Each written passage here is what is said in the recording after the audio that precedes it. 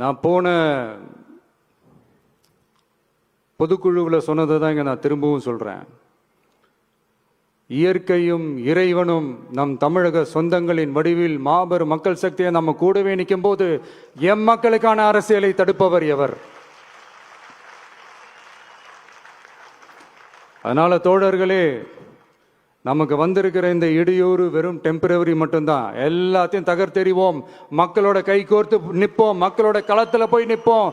நம்ம பயணத்துல தடம் மாறவே மாட்டோம். இப்பவும் சொல்றேன், 2026 2 பேருக்கு நடுவில் தான் போட்டியே. ஒண்ணு, இன்னொன்னு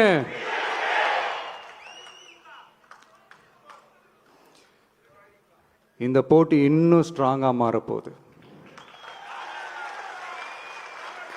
100% வெற்றி நமக்கு. வாகை சூடுவோம், வரலாறு படைப்போம். கான்பிடென்டா இருங்க, நல்லதே நடக்கும், வெற்றி நிச்சயம். மீண்டும் சந்திக்கும் வரை நன்றி, வணக்கம்.